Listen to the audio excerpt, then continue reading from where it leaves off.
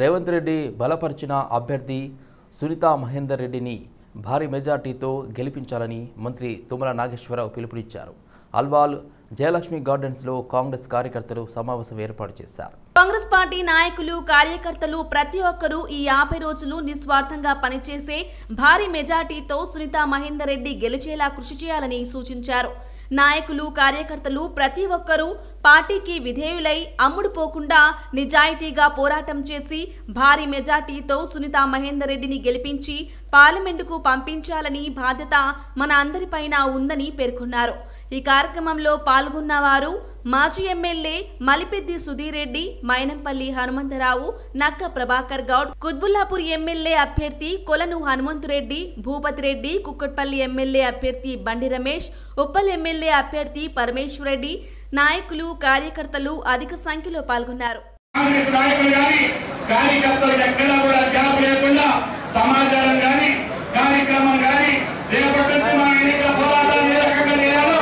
తప్పకుండా ప్రణాళికాబద్ధంగా మీరు నిర్వహించుకొని ప్రతి నియోజకవర్గంలో నిలబడి నిదాలుగా పోరాడి మల్కాజిగిరిని సునీతమ్మ గారిని గెలిపించాలని చెప్పి మిమ్మల్ని అందరినీ ప్రార్థిస్తున్నా.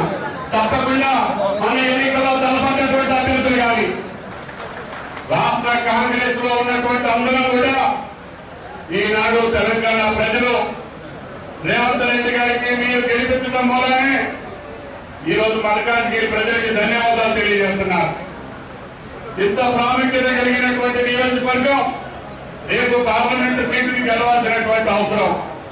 మనకు వచ్చినటువంటి ప్రభుత్వాన్ని సమర్థవంతంగా సుభిక్షంగా తెలంగాణ ప్రజలు కోరుకున్నటువంటి రీతిలో పాలించాలి అంటే మళ్ళీ ఈ సీటు గెలవాల్సినటువంటి అవసరం ఉంది.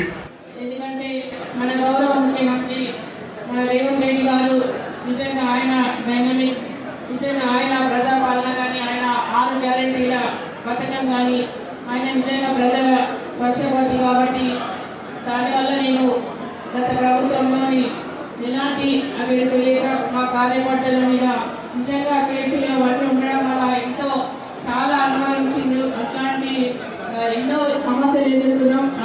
అందువల్ల నేను కాంగ్రెస్ పార్టీలో చేయడం జరిగింది. ఢిల్లీ ముఖ్యమంత్రి అరవింద్ కేజ్రీవాల్ అరెస్టుపై బీజేపీ ఎంపీ లక్ష్మణ్ కీలక వ్యాఖ్యలు చేశారు. కేంద్ర దర్యాప్తు సంస్థలతో ఏ రాజకీయ పార్టీకి సంబంధం ఉండదన్నారు. ఢిల్లీ లిక్కర్ కేసులో గతంలోనే ఈడీ 8 సార్లు సమన్లు కేజ్రీవాల్కు జారీ చేసిందన్నారు. కానీ సీఎం అరవింద్ కేజ్రీవాల్ స్పందించలేదన్నారు. తప్పు చేయకుంటే కేజ్రీవాల్ ఈడీ నోటీసులను ఎందుకు తిరస్కరించారన్నారు. అందుకే చివరికి అరెస్ట్ చేయాల్సి వచ్చిందని లక్ష్మణ్ చెప్పారు. కాగా రాత్రి 9 గంటల సమయంలో కేజ్రీవాల్ ను ఈడీ అధికారులు అరెస్టు చేశారు. అరెస్టుకు ముందు ఆయన నివాసంలో దాదాపు 2 గంటల పాటు ఈడీ అధికారులు సోదాలు నిర్వహించారు. అనంతరం కేజ్రీవాల్ ను అదుపులోకి తీసుకుని ఈడీ కార్యాలయానికి తీసుకెళ్లారు. ఈ క్రమంలో కేజ్రీవాల్ ఇంటి వద్ద ఉద్రిక్తత చోటు చేసుకుంది. ఆప్ నాయకులు కార్యకర్తలు కేజ్రీవాల్ అరెస్టును నిరసిస్తూ ఈడీ అధికారులు కేంద్ర ప్రభుత్వానికి వ్యతిరేకంగా ఆందోళన చేపట్టారు. కాగా కేజ్రీవాల్ జైలు నుంచే పరిపాలన కొనసాగిస్తారని ఆప్ మంత్రులు తెలిపారు. అదే కోర్టులు చెప్తున్నాయి కదా, ఇవాళ కోర్టులు ఎందరూ మేము జోక్యం చేసుకోమంటున్నాం. కేజ్రీవాల్ 9 సార్లు సమన్స్ ఇస్తే నువ్వు నిజాయితీ పడవైతే మద్యం వ్యాపారం చేయలేదు, మద్యం వ్యాపారం జోక్యం లేదు, ప్రభుత్వం అవినీతికి పాల్పడలేదు, ప్రభుత్వం ప్రమేయం లేదు అని చెప్పినప్పుడు విచారణ పిలిచినప్పుడు బాజాప్తా పోయి చెప్పొచ్చు కదా. 9 సార్లు సమన్స్ ఇస్తే ఎందుకు తప్పి? కాబట్టి ఇవాళ స్పష్టంగా వాళ్ళ అన్ని ఆధారాలు కూడా కట్టుకున్న తర్వాతనే ఈడీ ఆ స్థాయిలో వాళ్ళ అరెస్టులు కానీ పూర్తి స్థాయిలో దర్యాప్తు జరుగుతుంది. ఇంకా దాని వెనకాల ఎవరు అన్ని బయటకు వస్తాయి. ముందు నువ్వు జరిగింది తప్ప లేదా ఇవాళ కోర్టు తెలుస్తా ఉన్నది. ఇవాళ కోర్టు జోక్యం చేసుకోమని చెప్పింది నీకు, అరెస్ట్ చేయకూడదని చెప్పి.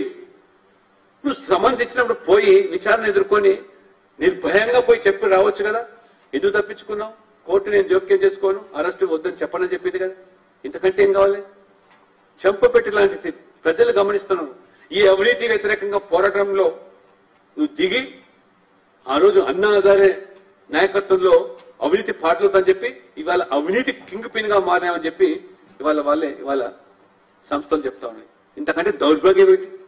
కోర్టు ప్రకారంగానే బ్యాంకు ఇవాళ అన్ని రకాలుగా వారికి సమాచారం ఇస్తుంది, అన్ని లెక్కలు బాజాపుతున్నాయి. ఇవాళ ఒకసారి ఆలోచన చేయండి. ఈ బాండ్లు రాకపోవడం, నల్లధనం ఏ రకంగా క్యాష్ రూపంలో మారిందో ఇప్పుడు బాండ్ల రూపంలో బాజాప్తా వస్తూ ఉంటే ఎందుకు ఇబ్బంది? అకాల వర్షాలు వచ్చినప్పుడు ప్రభుత్వం వెంటనే స్పందించి అధికారులు వ్యవసాయ శాఖ మంత్రి వెంటనే వెళ్లి పరిశీలించాలన్నారు ఎమ్మెల్యే పల్లా రాజేశ్వరరెడ్డి.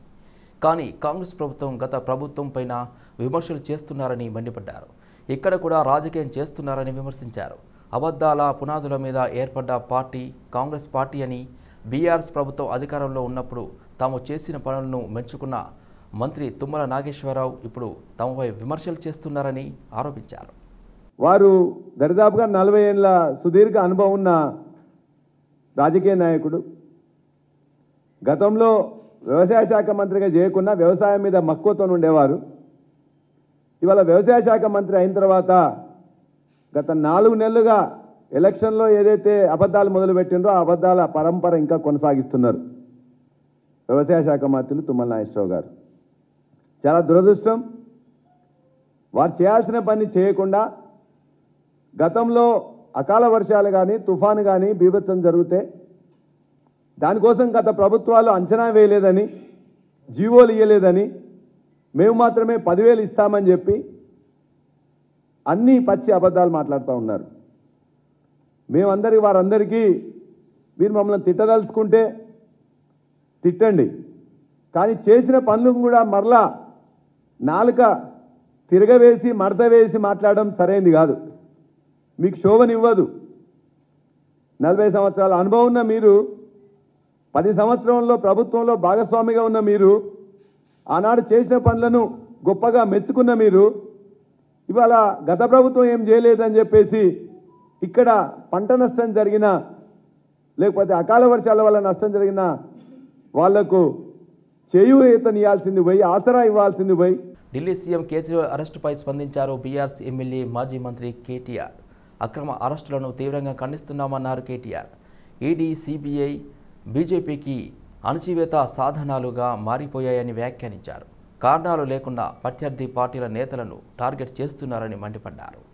దేశవ్యాప్తంగా ప్రకంపనలు రేపుతున్న ఢిల్లీ లిక్కర్ స్కామ్ కేసులో గురువారం రాత్రి ఢిల్లీ సీఎం అరవింద్ కేజ్రీవాల్ ను ఎన్ఫోర్స్మెంట్ డైరెక్టర్ అరెస్టు చేయడంపై బీఆర్ఎస్ స్పందించింది.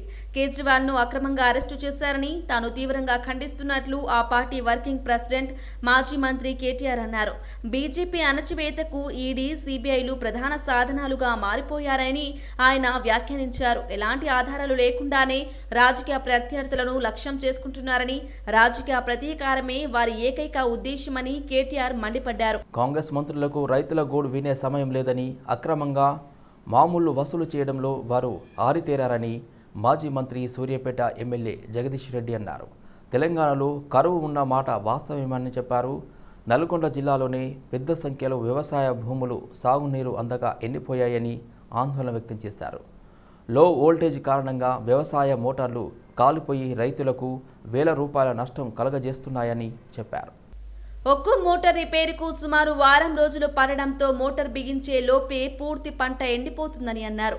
నల్గొండ జిల్లా మంత్రి కోమటిరెడ్డి వెంకటరెడ్డికి రైతుల దుస్థితి కనిపించడం లేదా అని ప్రశ్నించారు. రైతుల దగ్గరికి మంత్రి రావాలంటేనే భయపడుతున్నారన్నారు. ఎక్కడ రైతు బంధు గురించి రైతులు నిలదీస్తారనో ఆయన రావడం లేదని చెప్పారు. ప్రభుత్వం రైతులకు ఎకరానికి కనీసం 10,000 రూపాయల నష్టపరిహారం ఇవ్వాలని జగదీష్ రెడ్డి డిమాండ్ చేశారు. లోక్సభ అభ్యర్థుల కాంగ్రెస్ రెండో జాబితాలో సీనియర్ నేత మల్లు రవికి చోటు దక్కింది. ఈ సందర్భంగా మల్లు రవిని ఏఐసిసి సెక్రటరీ, మాజీ ఎమ్మెల్యే సంపత్ కుమార్ సన్మానించారు. నాగర్ కర్నూల్ కాంగ్రెస్ పార్టీ అభ్యర్థిగా మల్లు రవిని అధిష్టానం ప్రకటించింది. ఈ సందర్భంగా మల్లు రవిని కలిసిన ఏఐసిసి సెక్రటరీ, మాజీ ఎమ్మెల్యే సంపత్ కలిశారు. నాగర్ కర్నూల్ ఎంపీగా మల్లు రవిని భారీ మెజార్టీతో గెలిపిస్తామని సంపత్ కుమార్ తెలిపారు. ఉస్మానియా యూనివర్సిటీ ఇంజనీరింగ్ కళాశాల మెకానికల్ ఇంజనీరింగ్ విభాగంలో మెకారినా పేరుతో జాతీయ స్థాయి సింపోజియం నిర్వహిస్తున్నారు. 2 రోజుల పాటు నిర్వహించనున్న ప్రారంభోత్సవానికి ముఖ్య అతిథిగా Bharat forge limited associate vice president పని కాంఠిన్యా హాజరయ్యారు. విద్యార్థుల్లో దాగి ఉన్న నైపుణ్యాలను వెలికి తీసేందుకు ఈ సింపోజియం ఉపయోగపడుతుందని అన్నారు. Convener Anurag, co convener Shashank Reddy మాట్లాడుతూ ఈసారి ఏరోస్పేస్ థీమ్ ని తీసుకోవడం జరిగింది. ఏరోస్పేస్ ఇండస్ట్రీని హైలైట్ చేయడం కోసం ఈ థీమ్ ని తీసుకోవడం జరిగిందన్నారు. ఈ కార్యక్రమంలో విభాగం head professor Chandrasekhar Reddy, faculty adviser doctor Nagaveni, convener Anurag, co కన్వీనర్లు శశాంక్ రెడ్డి, సుమా హేమంత్, అనునయ్, ఆదిత్య వర్ధన్ తదితరులు పాల్గొన్నారు. నా పేరు అనురాగ్, స్టూడెంట్ కన్వీనర్. నేను ఈ మెకరైనా ఫెస్ట్కి నేను స్టూడెంట్ కన్వీనర్ అనమాట. ఈసారి మా ఫెస్ట్ అనేది 23 సంవత్సరాల నుంచి జరుగుతూనే ఉంది ప్రతిసారి. అయితే ప్రతిసారి మేము ఫెస్ట్కి ఒక్కొక్క థీమ్ అనుకుంటాం అనమాట. అయితే ఈసారి వచ్చేసి మేము థీమ్ ఏరోస్పేస్ పెట్టుకున్నాము. ఎందుకనంటే రీసెంట్గా మనకు ఏరోస్పేస్ ఇండస్ట్రీస్ నుంచి చాలా అడ్వాన్స్మెంట్స్ అవుతున్నాయి కాబట్టి సో దానికి ఒక ట్రిబ్యూట్ లాగా దానికి ఒక అంకితం చేద్దాం అనుకున్నాం మేము మా దగ్గర నుంచి ఏరోస్పేస్ ఇండస్ట్రీకి. సో దాని గురించి మేము ఒక వర్క్షాప్ యాడ్ చేసినాం అనమాట. శాటిలైట్ వర్క్షాప్ అని చెప్పేసి కిటోలిట్ కంపెనీ దగ్గర నుంచి మేము ఒక స్పాన్సర్షిప్ లాగా తీసుకొని శాటిలైట్ వర్క్షాప్ అని చెప్పి ఒకటి యాడ్ చేస్తున్నాము. అవి కాకుండా మాకున్న మిగతా టెక్నికల్ ఈవెంట్స్ అన్నింటిలో కూడా అయితే ఈసారి మనం కొత్తగా ఏరోస్పేస్ థీమ్ పెట్టుకున్నాం కాబట్టి ఈసారి మనం కొత్తగా శాటిలైట్ వర్క్షాప్ యాడ్ చేసాం. దాంతోపాటు మనకి చాలా వర్క్షాప్ జరుగుతాయి అనమాట.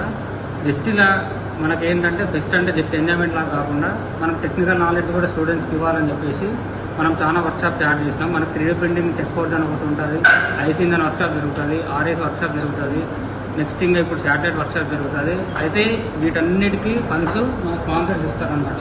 వీళ్ళంతా మన స్పాన్సర్స్ అన్నమాట. మా ఫెస్టివల్ వీళ్ళంతా మన స్పాన్సర్స్ కాబట్టి మన స్పాన్సర్స్కి అంతా మా తరపున అంటే మన టీం ఎకరీనా నుంచి మా కృతజ్ఞతలు. తెలంగాణ ఉద్యమంలో పాల్పంచుకున్న ఉద్యమకారులను అసభ్య పదజాలంతో దూషించిన బీఆర్ఎస్ పార్టీ సీనియర్ నాయకుడు బద్దం పరశురాం రెడ్డిపై నేరెడ్మెట్ పోలీస్ స్టేషన్లో ఫిర్యాదు చేశారని తెలంగాణ ఉద్యమకారుడు శేఖర్ గౌడ్ తెలిపారు. 137 వినాయక నగర్ వాట్సాప్ గ్రూప్లో తాగిన మైకంలో బద్దం పరశురాం రెడ్డి ఉద్యమకారులను విచక్షణారహితంగా వాయిస్ మెసేజ్లు పెట్టి దూషిస్తున్నాడని ఆవేదన వ్యక్తం చేశారు.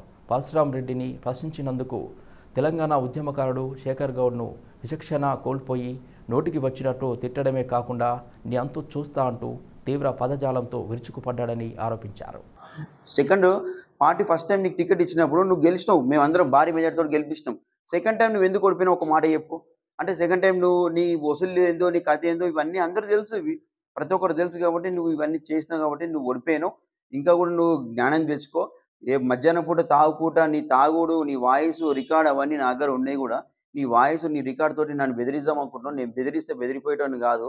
నువ్వు రిక్షా దొక్కినావు, నువ్వు లేబర్ పని చేసినావు అనుకుంటే మాట్లాడడం, అవహేళన చేయడం, కించపరచడం అనేది అది ఒక ఆయన స్థాయికి తగిలిన మాట్లాడడం కాదు. అది ఆయన ఒక ఇన్ఛార్జ్గా పర్సన్ ఉన్నప్పుడు అందరినీ కలుపుకొని పోవాలి. ఇంకేదన్నా చిన్న చిన్న పొరపాట్లు ఉంటే సముదాయించుకోవాలి, మాట్లాడుకోవాలి, చేసుకోవాలి. కానీ అటువంటి పెద్ద మనిషి ఇలా వల్గర్గా మాట్లాడము రికార్డ్. ఆ గ్రూప్లో కొందరు వేరే వాళ్ళు వేరే వ్యక్తులని కించపరిచే విధంగా మాట్లాడితే నేను దానికి ఏం చెప్పినంటే, అన్న పార్టీ పలసగా అయిపోయింది, దీన్ని కాపాడుకోవాలి కానీ దీన్ని ఇట్లా మనం మాట్లాడొద్దని అని చెప్పి నేను వాయిస్లో పెట్టిన దానికి పరశురాం రెడ్డి వాళ్ళ కొడుకు దాని నుంచి వాయిస్ నాకు రిటర్న్ ఏం పెడుతున్నంటే, అరే నువ్వేం చేసినావురా, నువ్వు ఎవరివిరా, నువ్వు నేను ఉద్యమం చేసిన నువ్వు ఎప్పుడు కానీ మనం ఏ సబ్జెక్ట్ వచ్చినా కానీ మమ్మల్ని ఎప్పుడైనా సంప్రదించలేదు.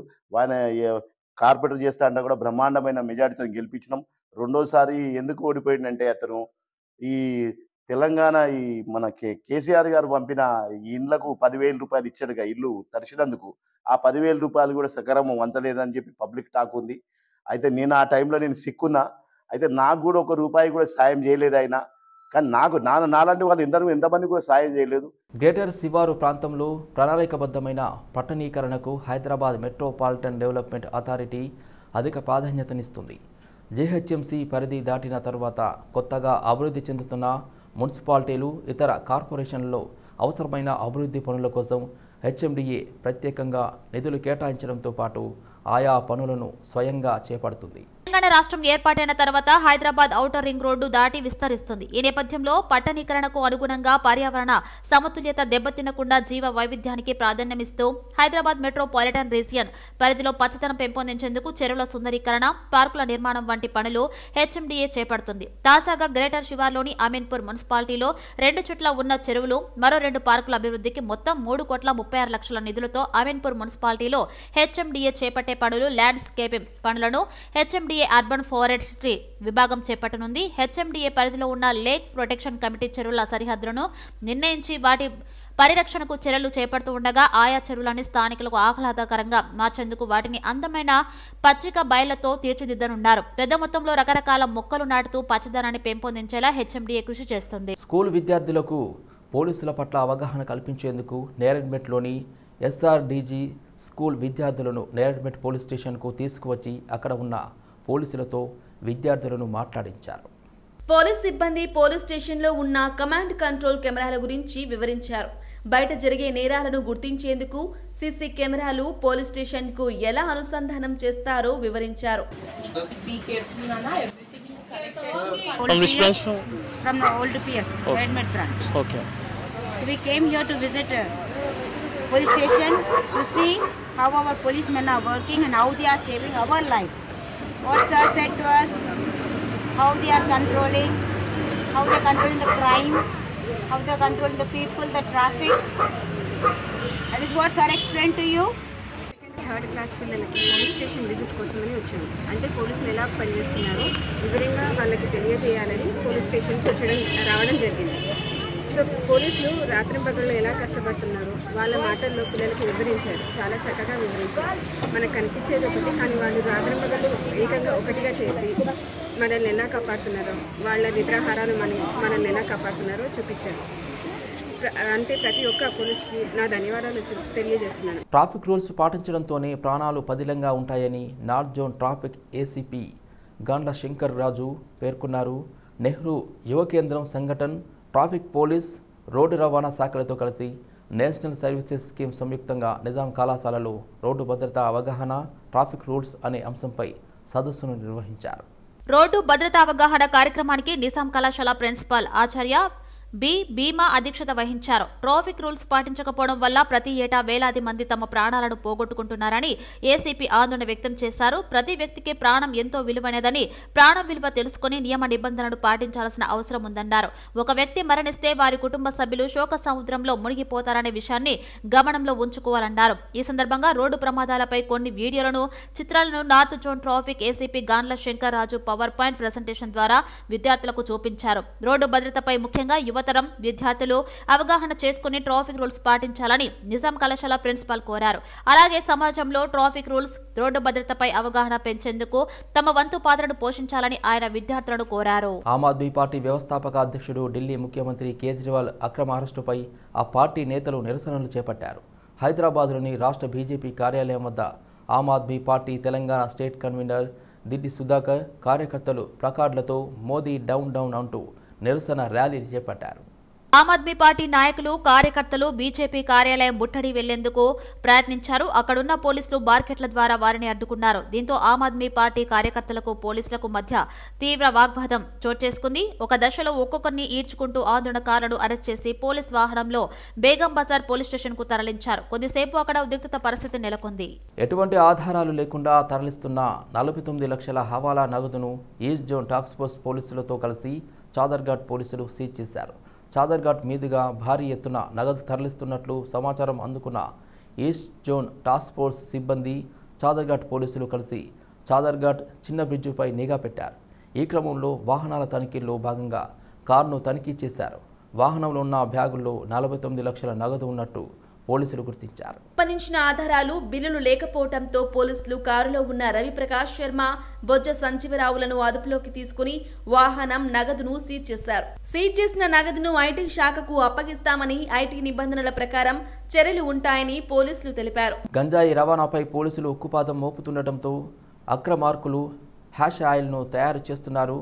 గంజాయి ఆకుల నుంచి ద్రవాన్ని తీసి దానికి కొన్ని రసాయనాలు కలిపి సీసాల్లో నింపి విక్రయిస్తున్నారు. హాష్ ఆయిల్ విక్రయిస్తే లాభం వస్తుండటంతో స్మగ్లర్లు దీనిపై దృష్టి కేంద్రీకరించారని పోలీసులు చెబుతున్నారు. కుత్బులాపూర్ నియోజకవర్గం సూరారం పరిధిలోని కైసర్ నగర్ ప్రాంతంలో హ్యాష్ ఆయిల్ ను పట్టుకున్నారు సైబరాబాద్ బాలనగర్ ఎస్ఓటీ పోలీసులు.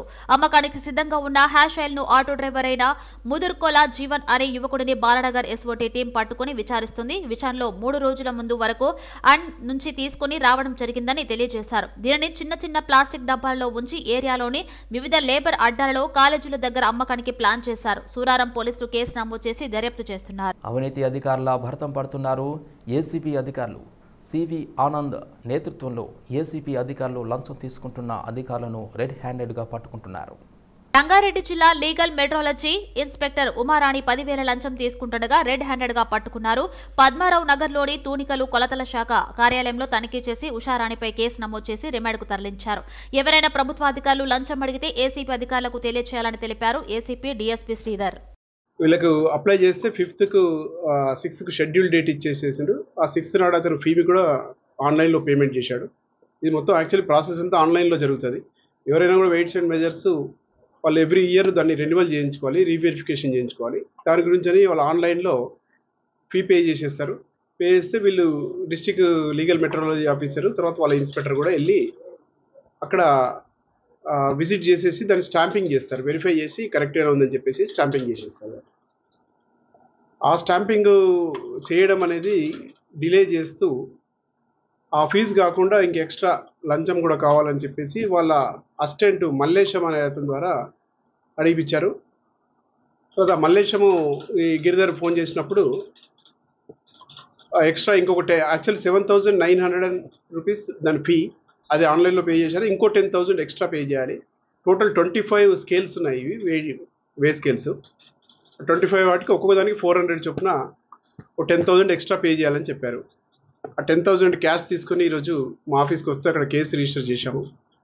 చేసేసి ఈరోజు సీతాఫల్ మండి ఫ్లైఓవర్ దగ్గర మల్లేశం ఇల్లు ఉంటుంది, అక్కడికి వచ్చేసి తీసుకుంటానని చెప్పాడు. కంప్లైంట్ కార్లోనే అతను కూర్చొని ఆ అమౌంట్ యాక్సెప్ట్ చేశాడు, 10,000 రూపీస్.